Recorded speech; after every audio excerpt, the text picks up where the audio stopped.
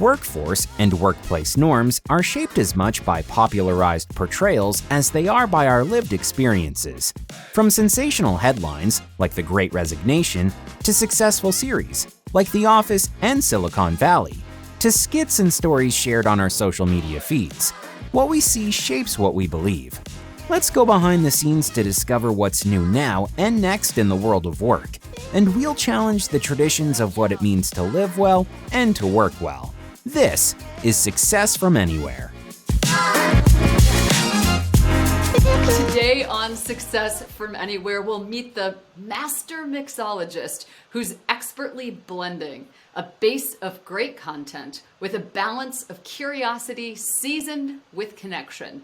Step inside his Speakeasy and discover how to craft a cocktail of conversation that leaves your listeners wanting more. Please join me in welcoming to the show author of Speakeasy, CEO of Thrive, and host of the fantastic podcast Thrive Loud, Lou Diamond. Lou, welcome to the show. Oh my God, Karen, I am so excited to be here, and I'm even more excited because that might have been the best intro opening for me ever. I'm copying that from you. I'm going to have to give it to people who introduced me to stage. How about that? Please do. Maybe I have a future career in short form bios and introductions. Who knew? Who knew? Well, you've had a lot of practice. You've been on a lot of programs. People have introduced you for all the different things and great things you've done. So yeah, I could totally see you have an expertise in this now. We talk on this show about the world of work and how so much is changing, and conversation is core to that.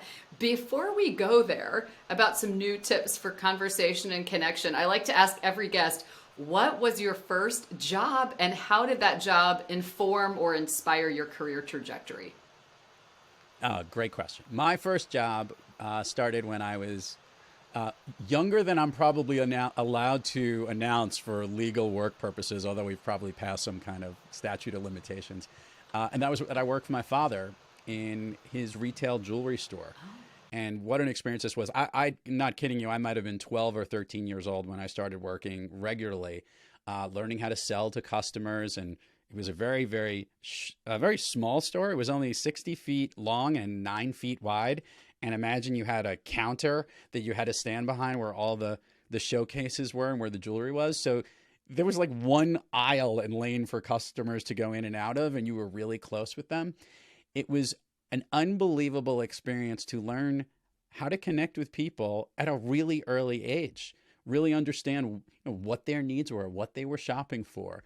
A one-on-one situation as opposed to one-on-many, and really understand a very challenging thing to sell in a very competitive environment. There were lots of other jewelry stores, and what was it that they need, and did you have what they wanted, and could you eventually persuade them to buy something? So I learned a ton from my father, who is a wonderful salesperson, and many of the people that were around me, and it was my first job, and I had that job for many, many years, always called upon when needed. Growing up and for summers and stuff like that. But a very important job that really helped me understand the importance of urgency when selling, connecting really fast, and have a lot of fun while doing it, because it was during the Christmas season when it was really busy. It was just a chaotic and fun environment. So one that I will never forget. Everyone listening will definitely want to know if you can connect them with a discount. And more importantly, there has to be a memorable moment from one of those conversations that stands out, that really taught you something about connecting with people, or a memorable moment. To say there's one memorable moment would be an understatement. There were dozens. I guess if there was one that I will always think of was a guy one time came into the store and he was looking to buy his his girlfriend at the time, an engagement ring. And we were off in the corner of the store when he came in, and a girlfriend of his future fiance was in the store. And all of a sudden he was like trying to hide his persona because he didn't want to know that he was shopping for a diamond ring, and obviously ruin the surprise.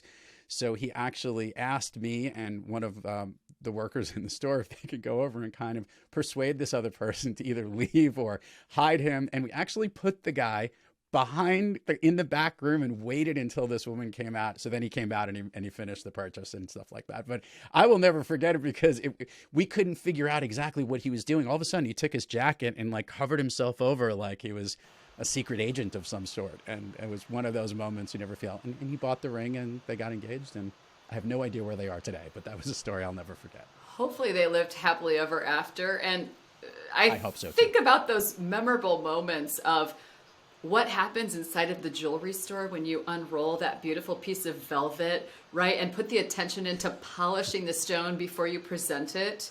So it's perfect, which seems like a basic step, right? Make it look its best. And when I think about the work that you do now, you're back to the basics on conversation. And with everything that has shifted and we're all trying to polish up our communication skills, what constitutes a conversation now? How do you even define it? That's so great. By the way, Karen, spectacular on the analogies here. Here's what I'll say, and this is so funny about conversations, and we are surrounded by them every single day, and many times we're not even involved in them. Think about your entire life and the things you listen to and the content you're at. If you're listening to this amazing podcast, you're engaging in a conversation. You're just not necessarily participating in it, but you could be learning from it. If you're in the audience of somebody speaking at a live event, you're listening to the conversation that the speaker might be having with the audience. And in your business environment, every single interaction that you have, not only in person, voice to voice, but digitally as well.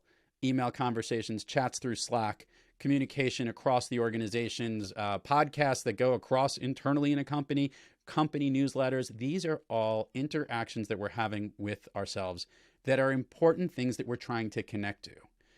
What I've learned, Karen, is that we've gotten a little sloppy, rusty, and I would almost say out of real practice in making sure that we connect in every one of these conversations. We have so many touch points on how we can communicate with others each day. Think about it, from text messages to emails to just, blog posts or whatever methods that you have to speak to people. But we're not doing a really good job of doing all the things you need to do to make the conversation connect. And that was something that was like the red flag that went up that I got to experience here behind this microphone in hosting the podcasts I've been dealing with, in working with a lot of the customers that I help to connect, engage, and win in everything they do in sales, marketing, and leadership. So when I started to see this problem, I don't want to say it's been going on for a while. I think it's been concentrated and really been separate. The pandemic definitely made us have to do more of these type of communications as we're doing this via Zoom.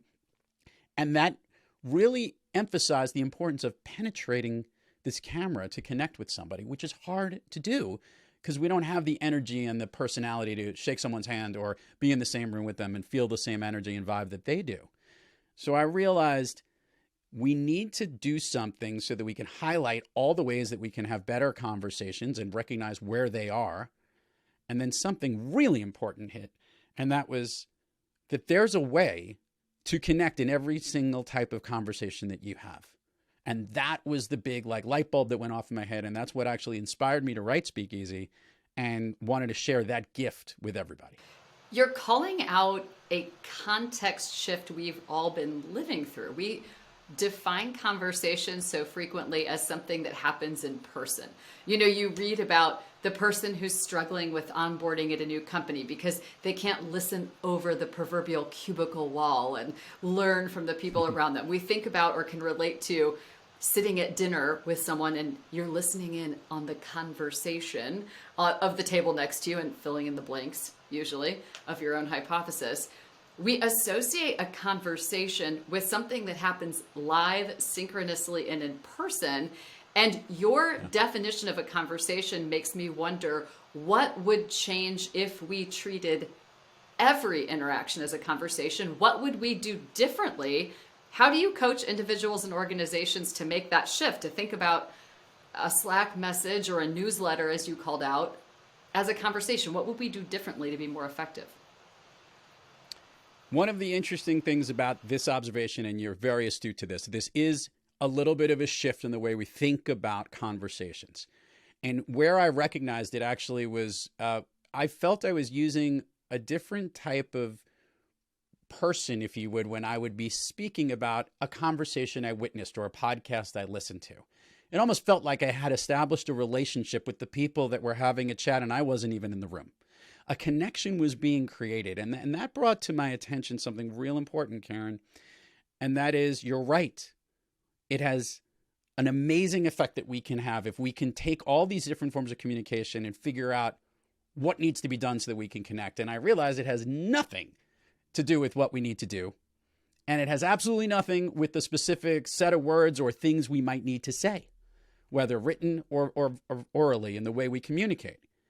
It has everything to do with how we need to be. Those that know how to connect through conversation have to understand that there's actually a certain way to be when you enter into a conversation, before it, during it, and after it. Before even you send, the way you think about sending an email, the interaction you're having and who you're trying to message, and the tone you need to be using when you're communicating. And in any of the follow-up in all your communications, to make sure that you're keeping that connected way of being, a certain way that actually makes us more connectable, more likable, more desirous of others to say, I want to continue to have a conversation with this person. Think about all those emails that you get from marketing and how if they're worded a certain way, or I'll even joke about this, there's just too many words on one email. Anytime you have to scroll, you have to go like this or on this on a mouse or this like that, you're not going to get someone's attention anymore. We are so concentrated on making sure we connect really quickly right away.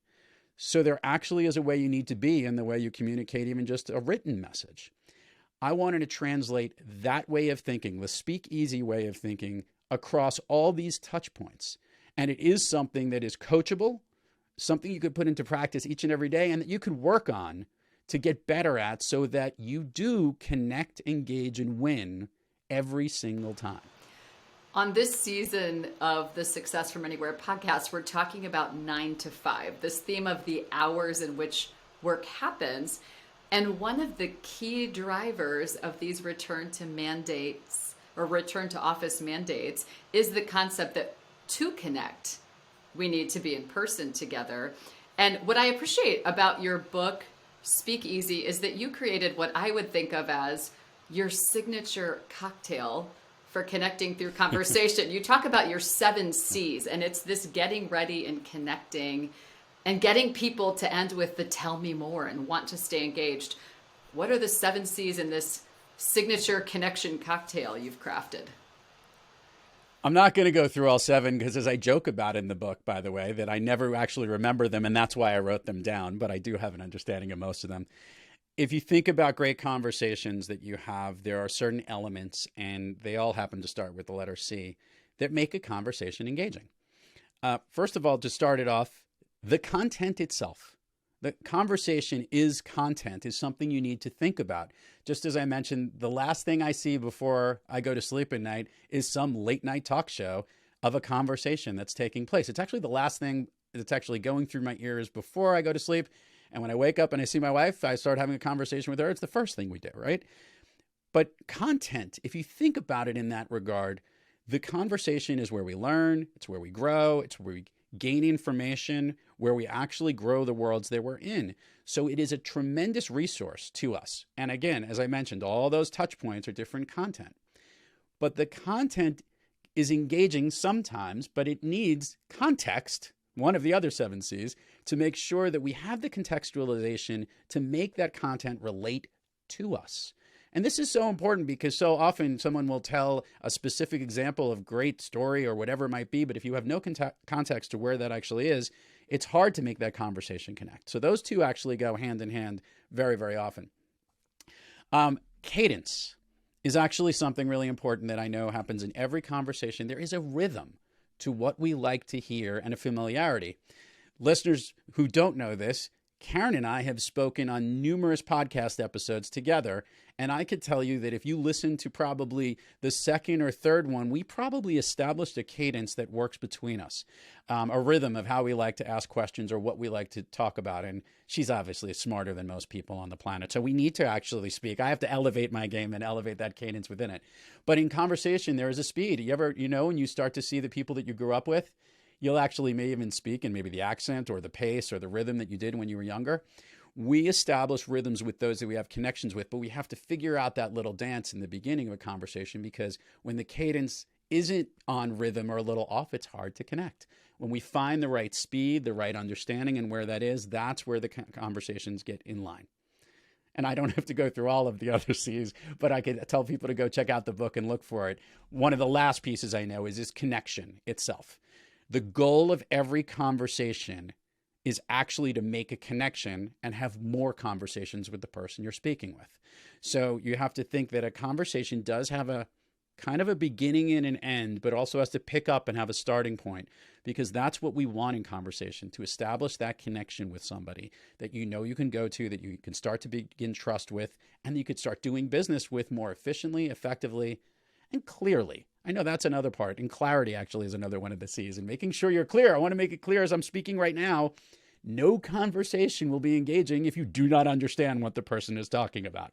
So I think we covered 5 of the 7. I think that should be good enough for your listeners. Did you know that 68% of workers say a hybrid workplace is their preference? Make hybrid work for everyone with Robin. Robin is the industry-leading flexible workplace platform for connecting people with rooms, desks, and each other. We've helped companies like Peloton, Toyota, and Hulu build better workplace experiences. Plus, we integrate with the tools you already know and love.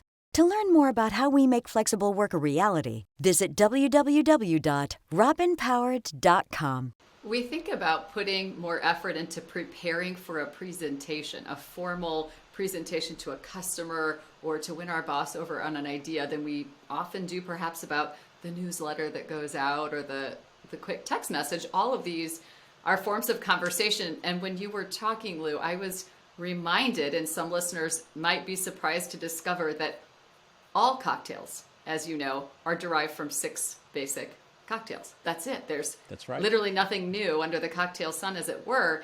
And when I'm thinking about your framework, I think about preparing for what we perceive to be a difficult conversation, where maybe we haven't connected in the past, or we need to ask for something that we perceive may be difficult to get. How do you coach people, or do you prepare differently for a difficult conversation, or one where the connection was off the first time and now you've got to go back? So let's reiterate an important thing that I said earlier. Being able to connect in conversation is not what you need to do or not what you need to say. It's how you need to be. And what that means is there's certain ways you need to bring certain elements of your character or a certain emphasis that you need to bring to the table, so to speak, to mix these things together to make those conversations effective. When it deals with the uncomfortable conversation, which we effectively call it the Speakeasy, the 800-pound gorilla, it's that uncomfortable moment. You know there's something in the room you need to have a conversation with that's challenging, difficult, and makes you feel uneasy. Let's call it what it is. We need to step through the fear we have of having this conversation and engage sooner than later. We all know that when problems exist and we don't have the conversation to resolve the situation and bring our connection closer together, Karen, the reality is that it festers, it grows, and the problem probably becomes bigger than it ever needed to be. What I love to say as it relates to the 800-pound gorilla, you got to bring like a shot of gumption, a little bit of nerve, what I love to call a 4-shot chaser of deal with it. You go straight to it right at the beginning and tackle that particular hard issue right away. Deal with that 800-pound gorilla, address it in the room, call it out, discuss it. And you won't believe, by the way, how quickly you'll navigate through it, how much more relieved you will feel that you addressed the conversation. And while a lot of times these are difficult conversations, these could be firing somebody. This can be giving a bad bit of report to someone about their performance. This could be telling somebody bad news that you didn't win something or you haven't heard yet from somebody. These uncomfortable conversations are important to address right away. Deal with it. And by the way, you won't believe how much better you'll get at dealing with the uncomfortable conversation the more you practice bringing these things to the table. Because before you know it, who knows, maybe the uncomfortable conversation with the 800-pound gorilla might be your drink of choice the next time you have to have. I blatantly borrowed this from Brene Brown. She talks about using the opening, the story I'm telling myself is. So for example, let's pretend that the last time you and I were on a podcast together, it was a disaster. I could say to you, or I perceive it to be, Lou, the story I'm telling myself about our last podcast together is that we were completely out of sync and it didn't go well. Did you feel that too? And sometimes you find out the other person didn't, right? But it's right. Those little opening lines of how do you get into the conversation, and most importantly, how do you move on? Keep in mind what I mentioned about how you need to be if you go into that conversation. I have a little bit of a cheat sheet, which I do for every conversation. Would you like to hear what I do before every conversation I have? Absolutely. I call it Connect Your Voice, VOICE. It doesn't matter if I'm doing a podcast, I'm going to be a guest or a host, I'm going to be speaking on stage, I'm going to enter that conversation or even that uncomfortable conversation. What I do is I take each one of those letters and I think about that's what I have to do is my mental mindset warm up before I engage in speaking with somebody. The V is to visualize how I hope and think the conversation will go. I'm hoping that uncomfortable conversation will go well and we'll get through the challenging issue. I'm hoping that my appearance on your program will educate listeners about the value of Speakeasy and how important connecting with every conversation is. And that's the message I want to be. The O is to appreciate the opportunity. Karen, as you and I know, every time that we speak, it's just magic. It's awesome. It's great. But really, the reality is I go in there knowing that every conversation is a gift. The opportunity to speak with someone gives you a chance to connect and enter their stuff from their world and your stuff into yours together. That's a wonderful opportunity. You need to go in with a sense of appreciation. And when you do that, people are going to be more likely to want to connect with you. The I, real quickly, is the identity you need to play in that role. In this case, I'm playing more of a teacher and an explainer, and you're the question asker. And a lot of times we balance off those roles. Sometimes we're just the listener, we're a fly on the wall. But in all situations, knowing the role you have in a conversation is important to be able to get the connection to stick more stick-to-itively if you could. And C and E go together. You need to have charisma, bring a little of yourself, a little of your own uniqueness into the conversation, and E, energy. Because make it clear, you have to elevate the conversation a little bit, Karen, because nobody wants to connect with a dud. You've done over 800 interviews on your Thrive Loud podcast and many more because you help companies tell stories, right? And find these stories. And what strikes me is probably the number of people that have said to you, well, I'm not a charismatic person, or I'm not naturally energetic.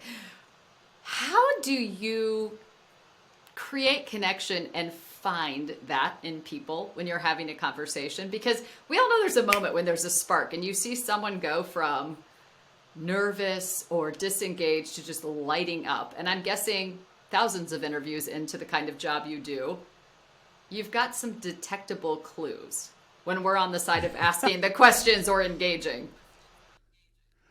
So I do feel that there is a little bit of a mirror act. And this happens in acting and in stand-up or even in improv. And that is that the ability to go with it and that yes and mentality. All right, I'm never going to negate anything I hear from anybody on my show because my show, the star is not me. The star is the guest. The guest is what everybody is tuning into. They're the one who we're featuring. They're the one we're putting on the podcast album cover, if you would. We're promoting their incredible book, their story, their movie, their lesson, their business, their incredible idea, their podcast, whatever it might be. And I want everyone to kind of understand and decode what makes this person tick. And here's something really cool. When you have lots of conversations and I bring an energy and a positiveness and a real excitement, challenging at times, we don't make it so dull. It's not all softball questions. It's really let's dig in and understand what makes this person tick. When you focus on speaking about that guest and understand the components to them and really dig and ask really good questions on what they care about, there's something happens to them. One, you've been focused on them. Let's make it clear, people, we love when people talk about us. The most aesthetically sounding word in the entire English or global language is your own name. When someone says your name, You light up. Ever since we were a little kid, they would say your name and it would make you smile, and everyone was happy to say it, and eventually you would say it. But when people say your name, or when people are talking to you and they're talking about the things that you talk about and you're giving you the time of day, you feel great. In fact, that's the connection energy we're trying to establish. That's the positive charisma I want to bring in, the energy that you want to create in any conversation. So every guest I have, even though some of the topics might not necessarily adapt into me, one of the key ways you need to be, as I mentioned, there are the 5 ways you need to be in Speakeasy. One of the ways you need to be is curious, genuinely curious. Like, you have to be interested in who you're speaking with. When you show that curiosity and that appreciation and respect, and you treat every conversation like a gift, the person who you're having the conversation with feels it, knows it, wants to give back, and actually will show that sense of appreciation to you. So that energy that gets created in a great conversation in my podcast interview, yes, lights them up, makes them feel good. And by the time the conversation is over, there's 2 things that usually happen. 1, they want to keep having a conversation or more of them. And 2, we want to tell everyone about it. That's the type of connection that you want to have every time you have a great conversation. And it requires a little energy and it requires a lot of practice, a little selflessness, but it's all about the way you need to be in every conversation, no matter what the topic.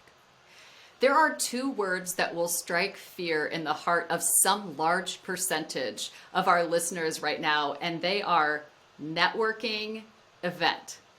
Now, there are people like, right? There are people like you and I who go into a networking event and we think, this is so exciting. How many stories can I hear? How many new friends am I about to meet? And there are other people that see it on their calendar. They dread it. They arrive. They are hovering in the corner. They are terrified of how to go into a room with people they don't know and try to connect through a conversation. What do you have to say to those people who aren't energized like you and I are by meeting strangers and what we see as future friends? Karen and I, by the way, we see networking events as candy store. Those were the 2 words that we have. We light up like, woo. Okay, and I like to think of it a little differently.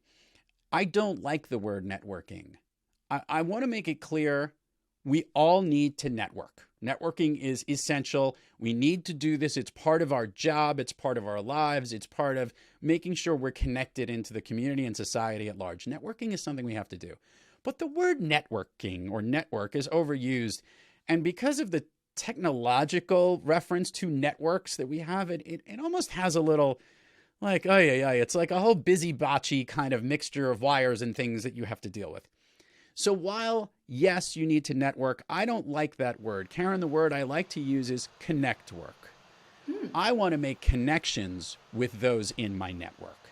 So when I go to a connect working event, which is what I call it, I go into that event trying to figure out exactly who are the right people I need to meet, who do I want to have conversations with, who do I want to focus my time with, and recognize, to your point, hey, this is a wonderful opportunity to open myself up and try and learn something new, try and gain some relationship and connection. And I'll tell you, I have a map for this. Like, I go to specifically those really large events, which one of your former employers hosts out in California, or current employer, and other places out there. I mean, these are massive, massive trade shows, and there's just so many people to know. When it's something like that, there are certain people I try and plan ahead to try and meet when I'm there, and try not to meet in the very busy places because it is difficult. But there is one thing that's real important, and that is I want people to embrace that uncomfortable conversation, just as we talked about before. Go over and practice something I call your team A, which is, I have an icebreaker, which is another favorite that we love to sell at the Speakeasy, which is one of our conversational flights. And part of that icebreaker, you need to know your team A, which is your tell me about yourself, right?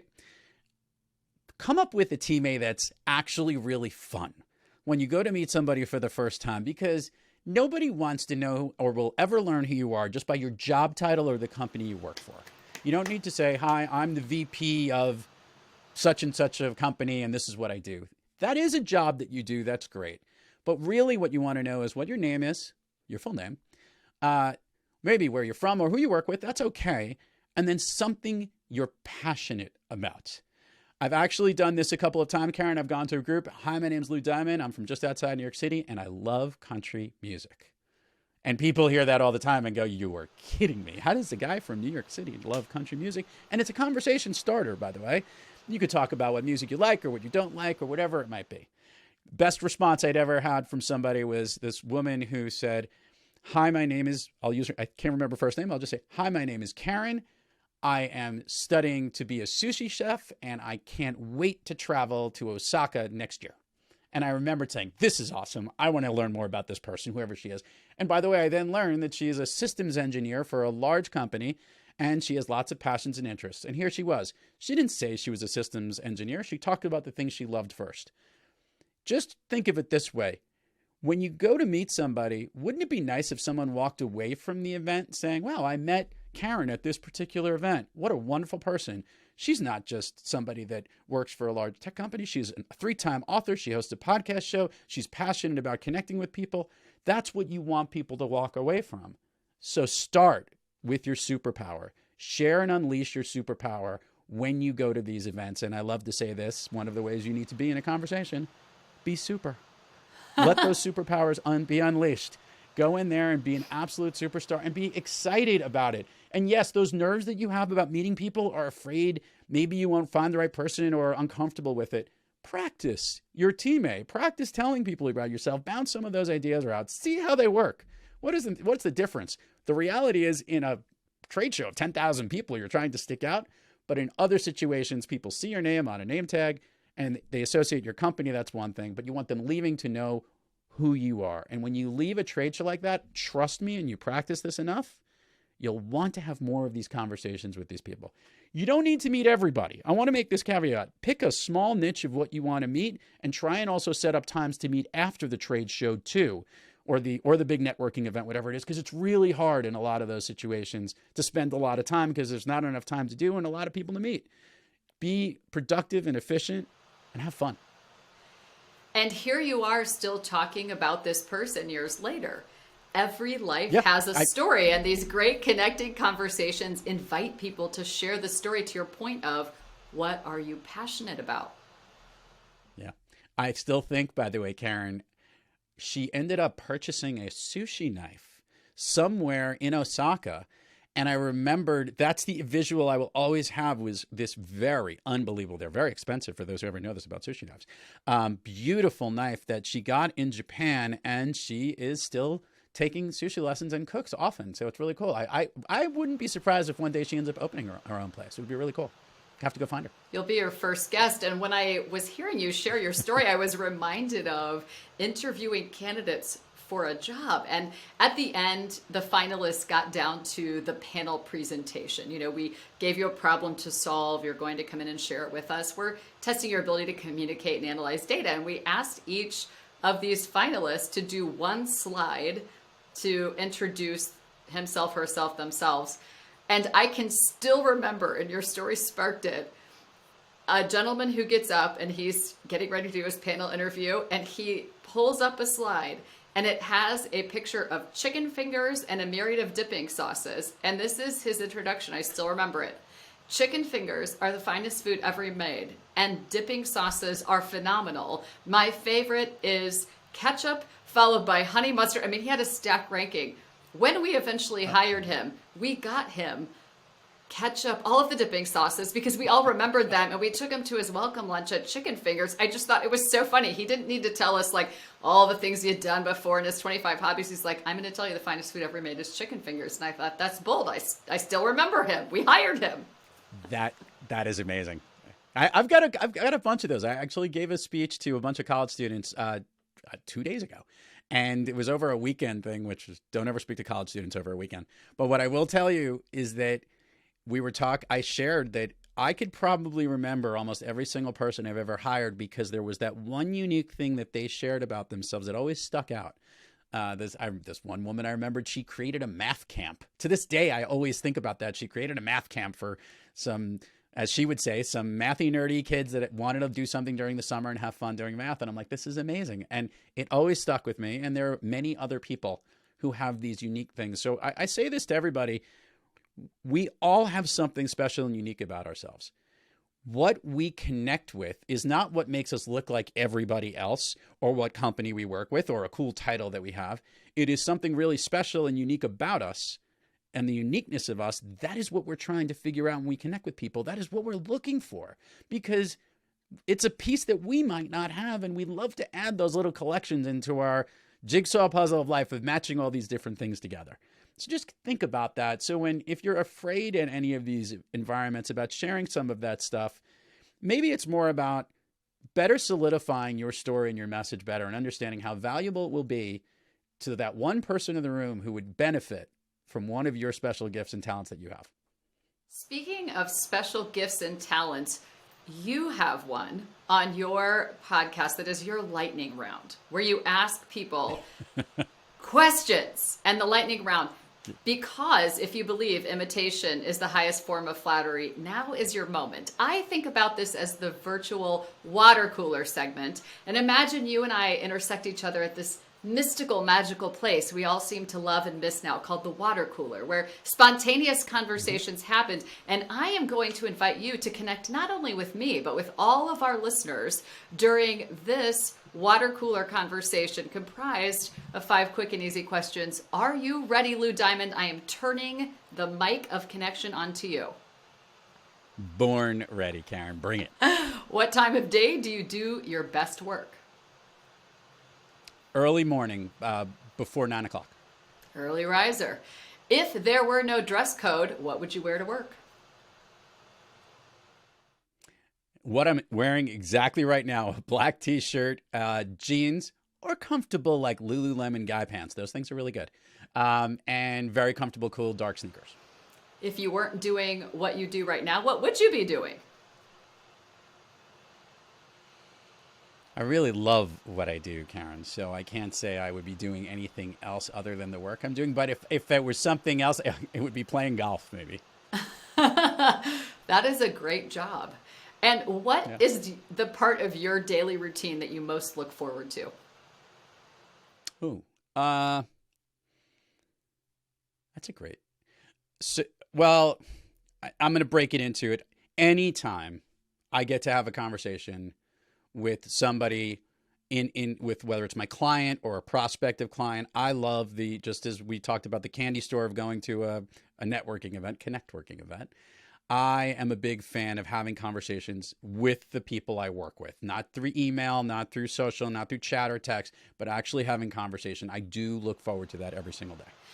And it's interesting to me that even with your focus and expertise on conversation, you focus on practicing that skill every day. You don't take it for granted. Every day. You can never stop practicing, asking great questions, knowing how to step into how you need to be, and really be passionate about learning about other people. I mean, there's a billion some odd people on the planet. I'm never going to meet them all. So the ones I get to meet, I got to treat as a gift and live in the present. I guess that's why I do think of the present as a gift. Isn't that interesting that those words overlap in some way? You have to appreciate every conversation. And if you're not present in the moment, you miss the gift, right? Totally. It's like missing it's like forgetting Christmas didn't exist one day, and you ended up like passing by it and you're like, what? No presents? No conversations. Imagine there are now 25 hours in a day instead of 24. What are you doing with your extra hour? That's a spectacular question.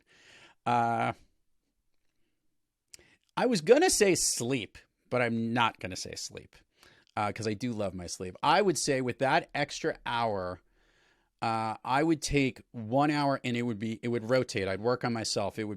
I do work out, but I would spend more time working out, or I would balance out certain skills. I am trying to learn how to meditate. I'm not very good at it, but I'm trying. I would focus on something for me. Something for me is what I would do in that extra hour because I give a lot more time to other people. So working on developing myself would be something I want to do, whether physically, mentally, a certain skill that I want to practice. That's what I would do in the extra hour. Maybe the big breakthrough, I mean, maybe we're revealing like a happy hour special here is thinking about it this way. Meditation is an opportunity for you to be a conscious observer of the conversation you're having with yourself all the time, that chatter, right? I think it's actually a chance to have like an internal conversation with my soul. And I know it might not require any words. It might require just good thoughts or nothingness or whatever that might be, which I've tried to get. But I have such an active mind and such a desire to want to connect with others that I almost feel like I'm shortchanging the world if I'm spending a little bit too much time with myself. But if I got that extra hour, I would take it. All conversations are content. We are all content creators, and that content, that conversation, that opportunity to connect is everything from that networking, or as you called it, connect working event, to a conversation like we're having now, to all of your written communication. And I'm thrilled that you shared with us ways that we can prepare to connect in every conversation. How can our listeners find you, first of all? Easiest way to find me is you can go anywhere in social media at Thrive Loud, THRIVELOUD. That's also Thrive Loud, if you haven't figured that out. And I'm also at thriveloud.com. And if you're interested in getting a copy of Speakeasy, you can go to speakeasybook.com and it'll take you there. What is one small step every listener could take as soon as the podcast is over to connect in the literal next conversation they're having?